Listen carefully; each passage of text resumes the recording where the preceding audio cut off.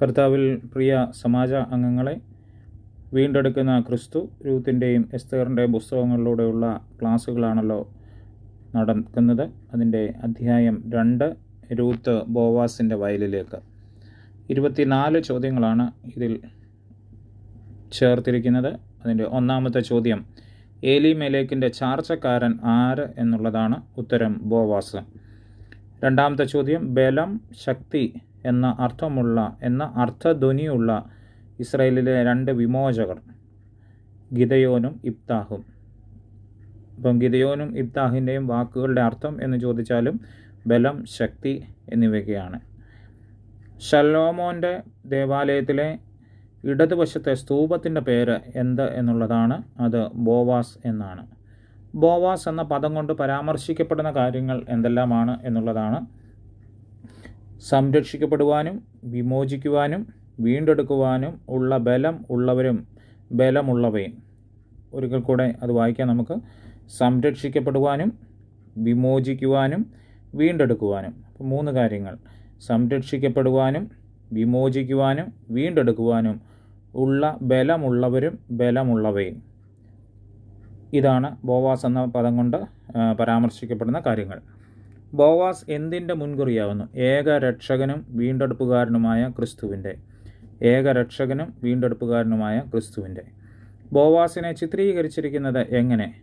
വിശ്വാസമില്ലാത്ത യഹൂദനായ എലിമേലെക്കിൻ്റെയും അവനോടുള്ള വിവാഹബന്ധം വഴി വന്ന വിശ്വാസിയായ നവോമിയുടെയും ബന്ധുവായിട്ട്. അപ്പം വിശ്വാസമില്ലാത്ത യഹൂദനായ എലിമേലെക്കിൻ്റെയും അവനോടുള്ള വിവാഹബന്ധം വഴി വന്ന വിശ്വാസിയായ നവോമിയുടെയും ബന്ധുവായിട്ട്. ബോവാസിന് പുതിയ നിയമത്തിൽ ആരുടെ വംശാവലിയുടെ പാരമ്പര്യമാണ് ഉള്ളത്? ജാതികളുടെ. 8ാമത്തെ ചോദ്യം, ബോവാസിന് പുതിയ നിയമത്തിൽ ജാതികളുടെ വംശാവലി പാരമ്പര്യം ആരിലൂടെ ഉള്ളതാണ്? അത് രാഹാബിലൂടെ ഉള്ളതാണ്. 9ാമത്തെ ചോദ്യം, വീണ്ടെടുപ്പിൻ്റെ ചരിത്രത്തിൻ്റെ മുൻകുറിയായി മനസ്സിലാക്കാവുന്നത് എന്ത്? രൂത്തിൻ്റെ മോവാബിൽ നിന്നുള്ള മോചനവും യവത്തിൻ്റെ കൊയ്ത്തുകാലത്തെ ബേദലഹേമിലേക്കുള്ള വരവും ഭാവിയിൽ നടക്കാൻ പോകുന്ന അതുല്യ വീണ്ടെടുപ്പിൻ്റെ ചരിത്രത്തിൻ്റെ മുൻകുറിയായി മനസ്സിലാക്കാവുന്നതാണ്. ഒരിക്കൽ കൂടെ വായിക്കാം. രൂത്തിൻ്റെ മോവാബിൽ നിന്നുള്ള മോചനവും യവത്തിൻ്റെ കൊയ്ത്തുകാലത്ത് ബേദലഹേമിലേക്കുള്ള വരവും ഭാവിയിൽ നടക്കാൻ പോകുന്ന അതുല്യ വീണ്ടെടുപ്പിൻ്റെ ചരിത്രത്തിൻ്റെ മുൻകുറിയായി മനസ്സിലാക്കാവുന്നത് ആണ്. 10ാമത്തെ ചോദ്യം, ആരാണ് വയലിൽ കതിർ പറിക്കുവാൻ പോകുന്നതിന് മുൻകൈയെടുത്തത്? രൂത്ത്. വയലിൽ കതിർ പറക്കുവാൻ പോകുന്നതിന് മുൻകൈയെടുത്ത രൂത്ത് എന്ത് ധ്വനിയാണ് നൽകുന്നത്? നല്ലൊരു ചോദ്യമാണ്. വയലിൽ കതിർ പറക്കുവാൻ പോകുന്നതിന് മുൻകൈ എടുത്ത രൂത്ത് എന്ത് ധ്വനിയാണ് നൽകുന്നത്? രക്ഷ യഹൂദരിൽ നിന്നാണ് വരുന്നതെങ്കിലും അവരെക്കാൾ മുൻപേ അത് അനുഭവമാകുന്നത് ജാതികളാണെന്ന ധ്വനി. വയലിൽ കതിർ പെറുക്കുവാൻ, ഇതിനകത്തും ഇച്ചിരി അക്ഷരത്തെറ്റ് വന്നിട്ടുണ്ട്. അപ്പം വയലിൽ കതിർ പെറുക്കുവാൻ എന്ന് ആക്കണം. രക്ഷ യഹൂദരിൽ നിന്നാണ് വരുന്നതെങ്കിലും അവരെക്കാൾ മുമ്പേ അത് അനുഭവമാകുന്നത് ജാതികളാണ് എന്ന ധ്വനി. 12ാമത്തെ ചോദ്യം, ബോവാസിനെ കണ്ടുമുട്ടുവാൻ സഹായിച്ച തീഷ്ണത എന്ത്? ദൈവവചനത്തെയും അതിൻ്റെ അർത്ഥതലങ്ങളെയും രൂത്തിനേക്കാൾ നല്ലവണ്ണം അറിയാവുന്നത് നവോമിക്കാണ്. അതുപോലെ തന്നെ രൂത്തിൻ്റെ അറിവ് പരിമിതമാണെങ്കിലും ദൈവം തൻ്റെ ജനത്തിന് നൽകുന്ന നന്മയെക്കുറിച്ച് കൂടുതൽ അറിയുവാനും അനുഭവിക്കുവാനുള്ള അഭിവാഞ്ഛ അവളുടെ ഹൃദയത്തിൽ ഉണ്ടായിരുന്നു. അപ്പം ബോവാസിനെ കണ്ടുമുട്ടുവാൻ രൂത്തിനെ സഹായിച്ച തീഷ്ണത എന്ത് എന്നുള്ളതാണ്. 2 പോയിന്റുകളാണ്. ദൈവവചനത്തെയും അതിൻ്റെ അർത്ഥതലങ്ങളെയും രൂത്തിനേക്കാൾ നല്ലവണ്ണം അറിയാവുന്നത് നവോമിക്കാണ്. നമുക്കറിയാം രൂത്ത് ഒരു മോവാബിയ സ്ത്രീയാണ്. എന്നാൽ നവോമി യഹൂദ വംശജയാണ്. അപ്പോൾ അതുകൊണ്ട് തന്നെയാണല്ലോ ആ ഒരു കാര്യം പറഞ്ഞിരിക്കുന്നത്. രണ്ടാമത്തത്, രൂത്തിൻ്റെ അറിവ് പരിമിതമാണെങ്കിലും ദൈവം തൻ്റെ ജനത്തിന് നൽകുന്ന നന്മയെക്കുറിച്ച് കൂടുതൽ അറിയുവാനും അനുഭവിക്കുവാനുള്ള അഭിവാഞ്ഛ അവളുടെ ഹൃദയത്തിൽ ഉണ്ടായിരുന്നു എന്നുള്ളതാണ്. 13ാമത്തെ ചോദ്യം, ഒരു വിശ്വാസിയുടെ ആത്മീയ വളർച്ചയുടെ ആദ്യ പടി എന്ത്? നല്ല ഒരു ചോദ്യമാണ്.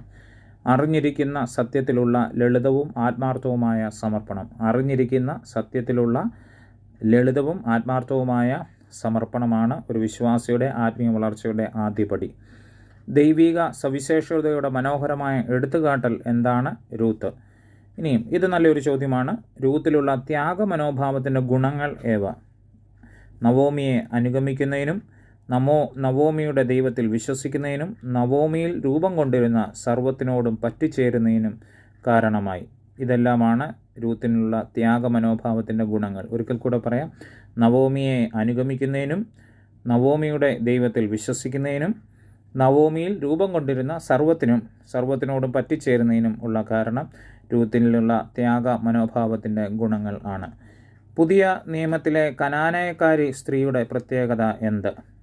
തൻ്റെ അയോഗ്യത താൻ തിരിച്ചറിഞ്ഞിട്ടും അപേക്ഷയുടെ ശക്തി കൂട്ടിയ അവൾക്ക് ക്രിസ്തു നൽകിയ സംരക്ഷണവും കരുതലും. രൂത്തിനെ പുതിയ നിയമത്തിലെ കനാനയക്കാരി സ്ത്രീയുമായി ഉപമിക്കുന്ന സംഭവം എന്ത്? ഇതും നല്ലൊരു ചോദ്യമാണ്. രൂത്തിനെ പുതിയ നിയമത്തിലെ കനാനയക്കാരി സ്ത്രീയുമായി ഉപമിക്കുന്ന സംഭവം എന്ത്?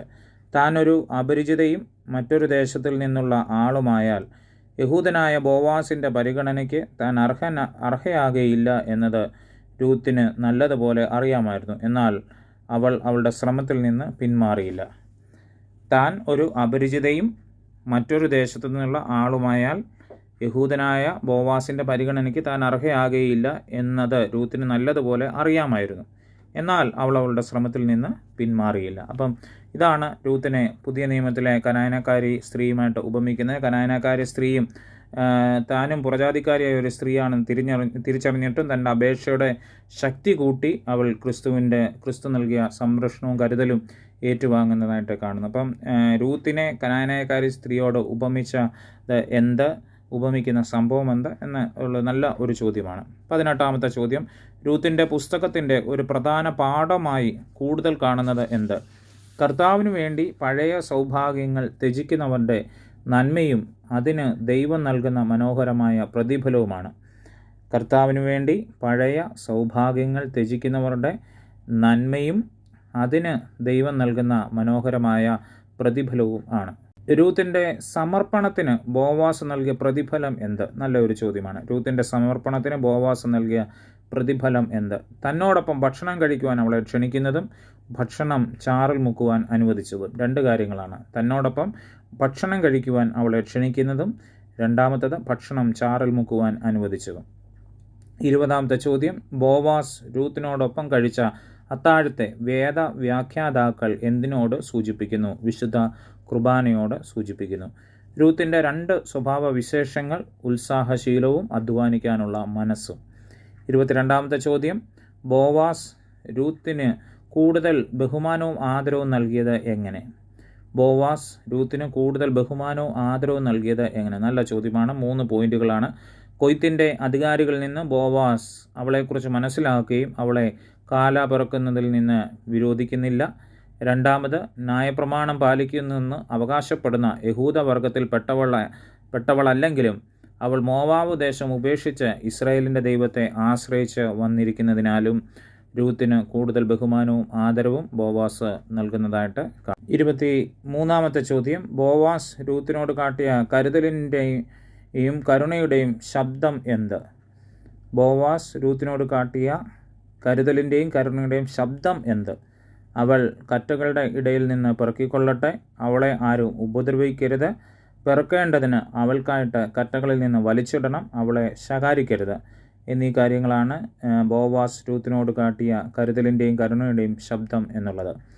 എന്തിൻ്റെ നിഴലായി ബോവാസ് മാറുന്നു? യഹൂദരോടൊപ്പം ജാതികൾക്കും തുല്യമായി വീണ്ടെടുപ്പ് നൽകുന്ന ക്രിസ്തുവിൻ്റെ. നല്ല ചോദ്യമാണ്. എന്തിൻ്റെ നിഴലായി ബോവാസ് മാറുന്നു? യഹൂദരോടൊപ്പം ജാതികൾക്കും തുല്യമായ വീണ്ടെടുപ്പ് നൽകുന്ന ക്രിസ്തുവിൻ്റെ നിഴലായിട്ട് ബോവാസ് മാറുന്നു. അപ്പം ഈ ചോദ്യങ്ങളാണ്. ഇതിൻ്റെ അകത്ത് തന്നെ മുമ്പ് നമ്മൾ ഒന്ന് പഠിച്ചു. ബോവാസ് എന്തിൻ്റെ നിഴലും മുൻകുറിയുമാണ്. ഇങ്ങനെ ഒരു ചോദ്യം ചോദിക്കാം. ബോവാസ് എന്തിൻ്റെ നിഴലും മുൻകുറിയുമാണ്. നല്ല ഒരു ചോദ്യമാണ്. ചോദിക്കാൻ സാധ്യതയുള്ള ഒരു ചോദ്യമാണ്. മുൻകുറി ഏകരക്ഷകനും വീണ്ടെടുപ്പുകാരനുമായ ക്രിസ്തുവിൻ്റെ മുൻകുറിയും, നിഴൽ എന്ന് പറയുന്നത് യഹൂദന്മാരോടൊപ്പം ജാതികൾക്കും തുല്യമായ വീണ്ടെടുപ്പ് നൽകുന്ന യേശു ക്രിസ്തുവിൻ്റേത്. യഹൂദരോടൊപ്പം ജാതികൾക്കും തുല്യമായി വീണ്ടെടുപ്പ് നൽകുന്ന ക്രിസ്തുവിൻ്റെ നിഴലായിട്ടും ഏകരക്ഷകനും വീണ്ടെടുപ്പുകാരനുമായ ക്രിസ്തുവിൻ്റെ മുൻകുറിയുമായിട്ട് ബോവാസ് മാറുന്നു. ദൈവം അനുഗ്രഹിക്കട്ടെ. ഏറ്റവും ഭംഗിയായിട്ട് ഈ 2ാമത്തെ അധ്യായം പഠിപ്പാൻ എല്ലാവരെയും ദൈവം സഹായിക്കട്ടെ എന്ന് ആശംസിക്കുകയും പ്രാർത്ഥിക്കുകയും ചെയ്യുന്നു. തുടർന്നുള്ള അധ്യായങ്ങൾ ഉടൻ തന്നെ അപ്ഡേറ്റ് ചെയ്യുന്നതാകും.